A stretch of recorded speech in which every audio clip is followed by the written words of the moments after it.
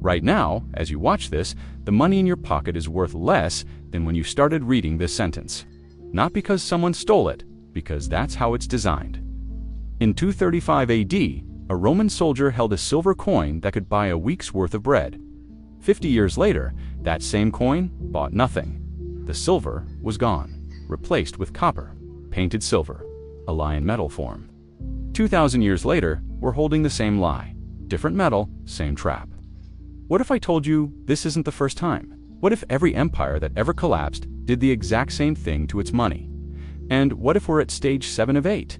To understand where we're headed, we need to go back. Not decades, centuries. Because history doesn't repeat, but it rhymes. And right now, the rhyme is deafening.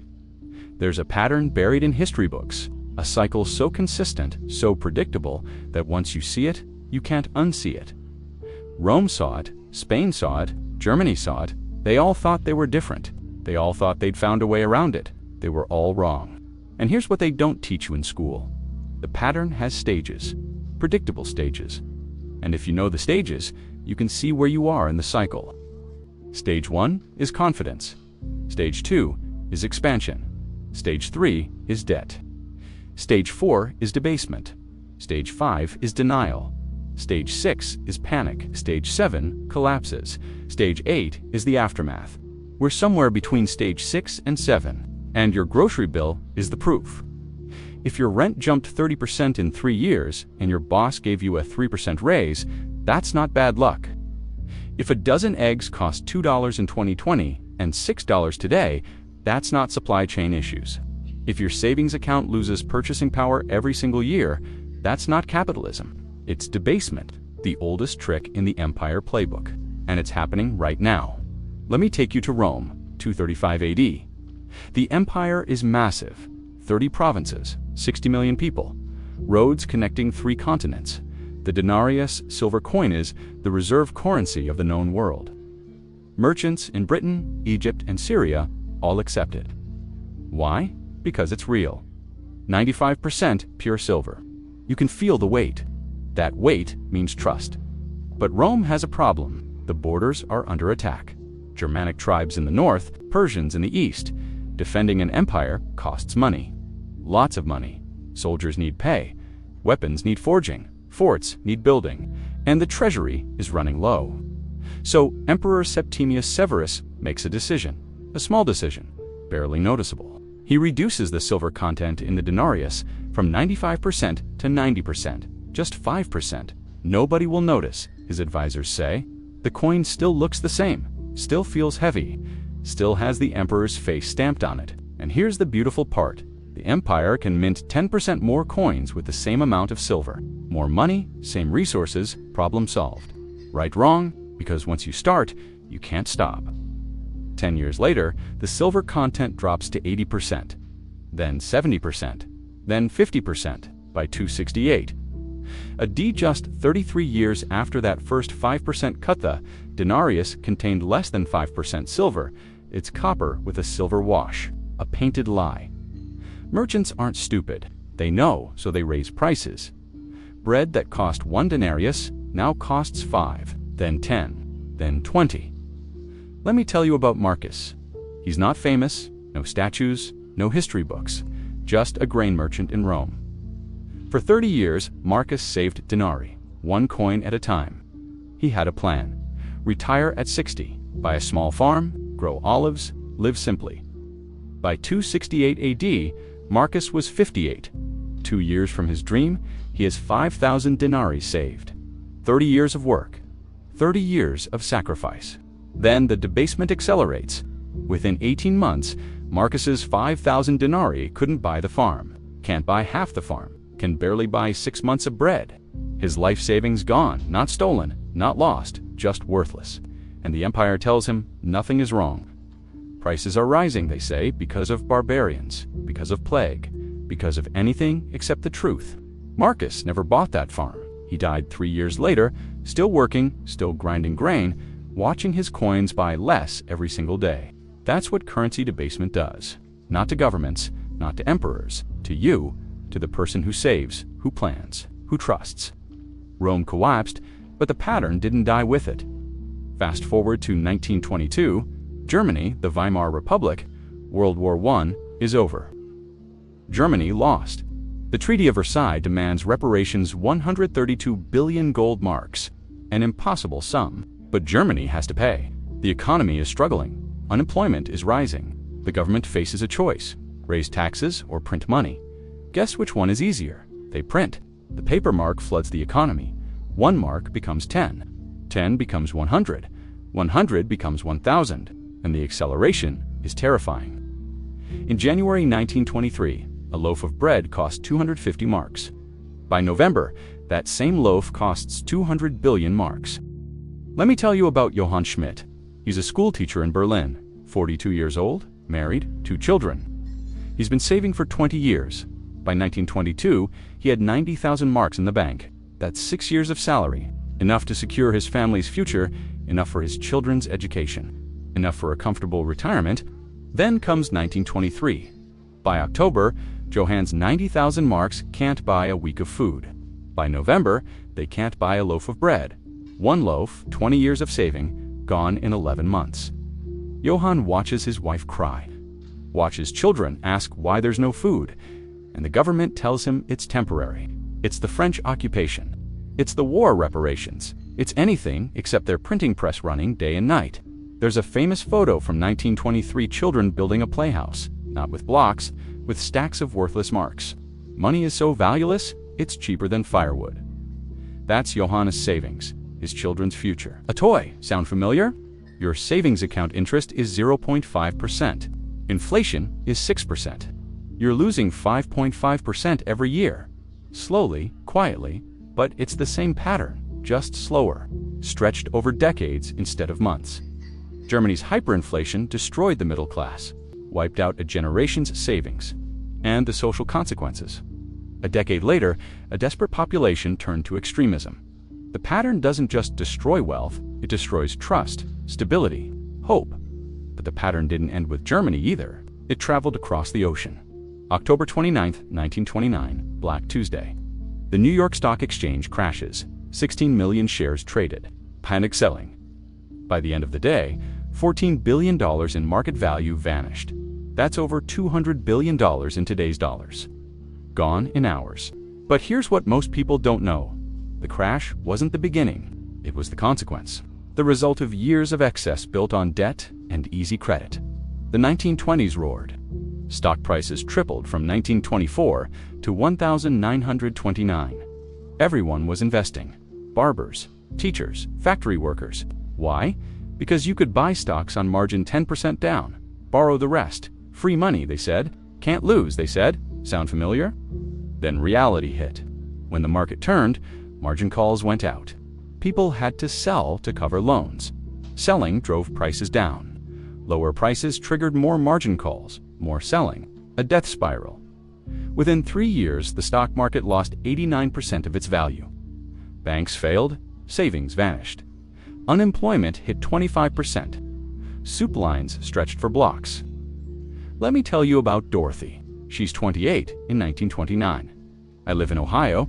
I work as a secretary. She's been saving $20 every month for 4 years. That's $960, almost a full year's salary. Her plans: start a small business, a bakery. She has the recipes, the location, the dream. Then comes October. The bank where Dorothy kept her savings fails. 96 banks failed in 1930 alone, 400 the next year. Her $960. Gone, no insurance, no backup, no bakery. Dorothy spends the next decade working odd jobs, watching her dream dissolve like sugar in rain. The Great Depression lasted 10 years. A generation lost their prime earning years, lost their savings, lost their futures. And the government's response? Initially, they tightened the money supply, made it worse. Only later, with a New Deal, did they flood the economy with money again. Different approach, same pattern underneath. When a crisis hits, the response is always more money. But there's something else, something most people miss. Notice the intervals. Rome's debasement took 30 years to accelerate. Weimar took 18 months. The Great Depression unfolded over a decade. Each cycle is different in length, but identical in stages. And each cycle teaches the next generation nothing. Why? Because by the time the consequences arrive, the people who made the decisions are gone, retired, dead, beyond accountability. August 15, 1971, President Richard Nixon appears on television. Sunday night, prime time. He makes an announcement that changes everything. The United States will no longer convert dollars to gold. The gold standard, the anchor that's backed the dollar since 1944, is gone, temporarily, Nixon says. Temporarily, 53 years later, it's still gone. Why did Nixon do it? Same reason Rome debased the denarius. Same reason Weimar printed marks. The government was spending more than it collected. The Vietnam War, social programs, infrastructure, bills were due, gold reserves were shrinking. Foreign governments were exchanging dollars for gold, draining Fort Knox. So Nixon cut the cord, freed the dollar from physical constraint, and from that moment, the dollar became what Rome's denarius became, not backed by metal, but by trust, by promise, by faith in the government. Here's the problem with faith-based currency. It requires discipline, restraint, but discipline is hard when you can print more money, when deficits don't feel real because you can always create more dollars. From 1971 to 2024, the money supply exploded, not by 50%, not by 100%, by over 2,000%. The purchasing power of the dollar, down 87%, let me tell you about Robert. He retired in 1972, worked 40 years at General Motors. Union job, good benefits. He saved $50,000, worth about $380,000 in today's dollars. That should last comfortable retirement, maybe a small vacation every year. But then comes the 1970s inflation, oil crisis, stagflation. By 1980, Robert's $50,000 had the purchasing power of $18,000. His comfortable retirement? Now he's choosing between medicine and heating. His vacation? Gone. His security? An illusion that dissolved in inflation's slow acid. And here's the part that should terrify you. Robert's story isn't history. It's a preview. Let's talk about right now. Today, your life, your money, your future. As of October 2024, the U.S. national debt stands at $35 trillion. Source: U.S. Treasury Department. That's $270,000 per taxpayer, not per household, per taxpayer. Could you pay $270,000 tomorrow? Neither could anyone else. So how does this get paid? It doesn't. It gets inflated away, slowly, quietly, through your grocery bill. From 2020 to 2024, inflation averaged 6.2% annually. Source: Bureau of Labor Statistics, 2020 for your wages. If you're lucky, 3%. Most people, less the gap. That's the invisible tax, the debasement, the denarius, losing silver, the paper mark multiplying zeros. Let's make this concrete, real, personal. Groceries in 2020, a dozen eggs cost $1.50. Today, $5.50. Source: USDA Price Index, 2024, that's a 267% increase, not over 20 years. Over 4, milk went from $3 to $5, bread from $1.50 to $3. Your grocery bill isn't rising because farmers are greedy. It's rising because each dollar buys less. Rent, the average rent in major U.S. cities increased 32% from 2020 to 2024. Source: Zillow, Rent Index, 2024, in Austin, Texas. It's up 48%. In Phoenix, 52%. If you're paying $1,500 a month, you're paying $500 more for the same apartment. Same walls, same leaky faucet, same noisy neighbor, but more dollars, because dollars are worth less. Savings: if you saved $10,000 in 2020, its purchasing power today is $7,800. Source: CPI Calculator, 2024, you didn't spend it, you just lost $2,200 by holding it. That's the debasement tax, the silent thief, and your savings account paying 0.5% interest. That's not helping. That's watching your money drown in slow motion. Healthcare. Insurance premiums jumped 30% from 2022 to 2024. Source: Kaiser Family Foundation, 2024, but coverage. That decreased. Higher deductibles, more out-of-pocket costs. You're paying more for less. And if you think that's sustainable, ask yourself, how long can you afford a 7% annual increase in premiums? Student loans? The average monthly payment is $503. Source: Federal Student Aid. $202 for median rent is $1,800. Add them together, $2,303. The median entry-level salary. Around $3,500 monthly after taxes, 2/3 of your paycheck. Gone before food, before gas, before life. That's not a system, that's a trap. And the trap is tightening. See the pattern? It's not one thing, it's everything, all at once, all connected. Because when you debase currency, you debase everything priced in that. Currency, eggs, rent, healthcare, education, future. But here's what really keeps me up at night. It's not just the traditional economy. The pattern is repeating in new forms. Cryptocurrency promised freedom from this cycle. Decentralization, limited supply, no government printing press. Bitcoin would be digital gold, they said, and for a while, it looked promising. Bitcoin hit $69,000 in November 2021. Then came the crash. By November 2022, it was $16,000, a 77% drop. Trillions in market value vanished. Source: CoinMarketCap historical data. Then came FTX, November 2022, the second largest crypto exchange. $32 billion in valuation, gone in a week. Customer funds missing, misused, gambled away. Sound familiar? New technology, old human behavior. The pattern adapts, but never breaks. So here's what we know. 5 empires, 5 collapses. Rome debased coins, Spain inflated with New World gold, Weimar printed marks, America abandoned gold and crypto. Even decentralization couldn't escape human nature. Each time, the method changed. Each time, the result was identical. Savings destroyed, middle class crushed, trust shattered, and each time, they said the same thing. This time is different. We have better technology, better systems, better controls. Rome had the best army in the world. Weimar had the most educated population in Europe. America had the world's reserve currency. None of it mattered, because the pattern isn't about technology or systems, it's about incentives. When governments can solve short-term problems by creating money, they will, every time, until the consequences arrive. So where does that leave you? Right now, today, with your paycheck, your savings, your rent, your eggs at $5.50 a dozen. I can't tell you when stage 7 becomes stage 8. Nobody can. Rome took decades to collapse. Weimar took months. The intervals vary, but the stages don't. And right now, we're watching the warning signs flash red. The national debt grows faster than the economy. Check. Inflation exceeds wage growth. Check. Trust in institutions is declining. Check. Wealth inequality is expanding. Check. Alternative currencies emerging and failing.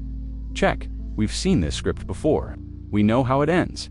The only question is timing and severity. History doesn't guarantee the future, but it does whisper warnings. And right now, the whisper is getting louder. 5 empires. Same pattern, same warnings, same ending. Each one thought they'd found a way around it. Better laws, better technology, better intentions. They were all wrong. Not because they were stupid, because the incentives don't change.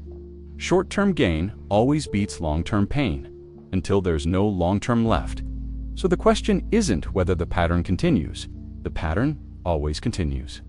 The question is, what do you do with this information? How do you protect yourself when the system is designed to slowly drain your purchasing power? When saving feels like losing? When working harder means falling further behind? I don't have easy answers. Nobody does. But I do know this awareness is the first step. Understanding the pattern means you're not surprised when it repeats. You see the warning signs. You notice stage 6 before it becomes stage 7. You realize your grocery bill isn't random. Your rent increase isn't a coincidence. Your savings erosion isn't bad luck. It's the pattern, and the pattern is 2,000 years old. From the Roman denarius to the US dollar. Different empires, different centuries, different metals and methods, but the same debasement, the same slow erosion of trust, the same transfer of wealth from those who save to those who print. 2,000 years apart, 0 lessons learned. So let me ask you this, when did you first notice things changing? Was it at the grocery store? The gas pump? Your bank statement? That moment when you thought, something's wrong here? This isn't normal. Drop a comment. I read every single one. Because your story, that's the pattern becoming personal.